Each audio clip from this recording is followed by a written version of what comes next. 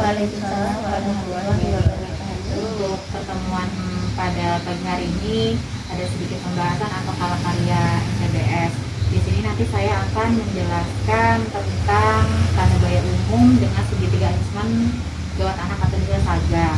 Nah, untuk SAGA atau segitiga assessment gawat anak ini ada terdapat pada bagian MTBS panduannya.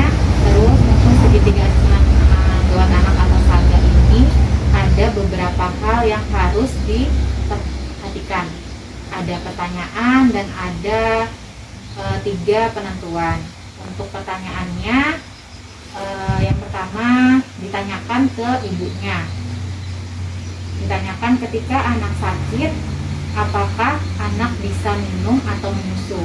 Jadi ditanyakan kepada ibunya selama anak sakit ini, apakah anaknya itu untuk menyusunya mau atau tidak. Selanjutnya tanyakan juga untuk memuntahkan, apakah anak memuntahkan semua makanan dan minuman. Jadi untuk pertanyaan hal ini ditanyakan kepada ibunya ketika anak sakit, apakah anak bisa menerima makanan atau menerima minuman. Selanjutnya juga ditanyakan juga apakah anak pernah kejang selama sakit. Jadi untuk poin ini juga, selama anak sakit di rumah ditanyakan juga apakah anak pernah kejang atau tidak. Selanjutnya juga untuk penilaian berikut ada perhatikan, yaitu lihat dan dengar. Jadi untuk lihat dan dengar ini ada 3 poin. Yang pertama untuk menentukan penampilan, terus menentukan usaha napas, dan menentukan sirkulasi. Ketiga poin ini ada masing-masing ada yang harus dilihat dan didengar. Untuk penampilan itu ada 5 kondisi penampilan. Terus untuk usaha napas ada 4 usaha napas. Terus dan untuk sirkulasi ada 3 sirkulasi. Nah, untuk menentukan penampilan jangan lupa diperhatikan, dilihat dan didengar. Yang pertama itu dilihat apakah pada saat pemeriksaan anak itu terdapat kejang. Terus selanjutnya juga pada saat pemeriksaan dilihat apakah anak itu sadar atau tidak. Atau biasanya ketika pemeriksaan direspon apakah anaknya itu merespon baik atau tidak. Selanjutnya diperhatikan juga untuk penampilan. Selanjutnya diperhatikan juga untuk apakah anak itu gelisah atau rewel atau tidak dapat ditenangkan. Jadi pada saat pemeriksaan dilihat anak ini gelisah atau tidak, atau rewel pada saat diperiksa. Terus selanjutnya dilihat juga apakah anak itu punya pandangan kosong atau mata tidak membuka. Jadi mungkin ketika pemeriksaan diperhatikan juga anaknya apakah masih fokus atau masih ada pandangan baik untuk melihat. Terus selanjutnya didengar apakah anak itu menangis melengking atau tidak bersuara. Didengar untuk poin ini. Selanjutnya untuk 4 usaha napas itu ada ditentukan usaha napas. Yang pertama dilihat dan didengar apakah terdapat tarikan dinding dada ke dalam, ya. Yang selanjutnya dilihat dan diingat apakah terdengar stridor, ya. Yang selanjutnya apakah terdapat napas kuping hidung, ya. Nah, yang selanjutnya dilihat apakah anak mencari posisi paling nyaman dan menolak berbaring. Nah, itu juga dilihat bagaimana dia posisinya untuk kita tentukan usaha napas pada kasus tersebut.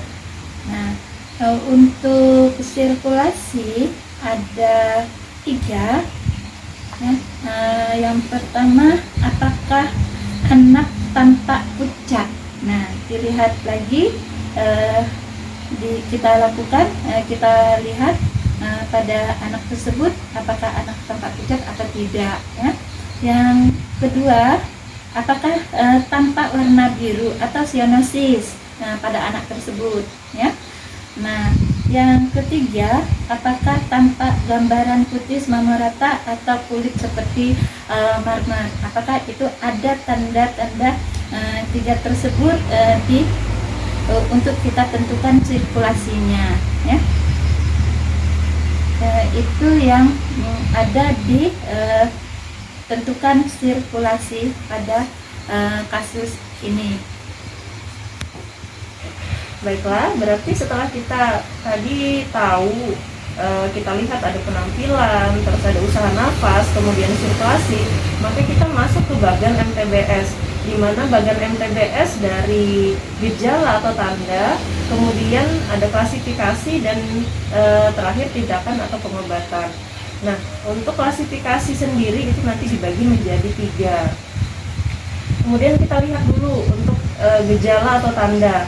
Di sini kita lihat terdapat 1 atau lebih gejala atau tanda pada setiap komponen penampilan dan usaha nafas dan sirkulasi. Jadi perhatikan kata-kata yang bercetak tebal, nanti takutnya soalnya kata-kata dan atau itu sangat mempengaruhi. Jadi untuk hal ini seperti yang sudah dijelaskan tadi, 1 aja atau lebih dari penampilan tadi, kemudian usaha nafas atau sirkulasi, itu kita klasifikasikan sebagai gagal jantung paru, di mana di sini berwarna merah, artinya ini gawat dan tindakannya harus segera dirujuk. Kemudian yang kedua, terdapat 1 atau lebih tanda berikut. 1. Tidak bisa minum atau menyusu. 2. Memuntahkan semua makanan atau minuman. 3. Pernah kejang selama sakit ini. Jadi sebelumnya misal saat datang dia anaknya kejang, kita tanya sebelumnya pernah kejang atau tidak. Kalau misalnya pernah kejang berarti dimasukkan dalam kategori ini. Kemudian ditemukan 1 atau lebih gejala tanda pada komponen penampilan atau usaha nafas atau sirkulasi. Jadi walaupun seperti tanda-tanda di atas itu tidak ditemukan, misal anak bisa nyusu, anak tidak memuntahkan, atau anak tidak kejang selama sakit ini, tapi ditemukan salah satu dari penampilan atau usaha nafas atau sirkulasi yang bermasalah dari yang dijelaskan tadi, maka itu termasuk dalam klasifikasi penyakit sangat berat. Kemudian yang terakhir, tidak terdapat salah satu gejala atau tanda di atas. Jadi tidak ada nih anaknya bagus-bagus aja, tidak ada tanda kegawat daruratan, anak bisa minum, sadar penuh, tidak memuntahkan, tidak kejang, kemudian dari penampilan, usaha, sirkulasi itu baik, maka dikatakan stabil. Mungkin itu klasifikasi SAGA untuk pertemuan kita hari ini. Selanjutnya kalau karya kita berikutnya akan membahas tentang penyakit-penyakit berat lainnya. Diharapkan nanti 1 minggu lagi kita berkumpul lagi. Mungkin sekian. Selebihnya mohon maaf. Wassalamualaikum warahmatullahi wabarakatuh. Waalaikumsalam warahmatullahi wabarakatuh.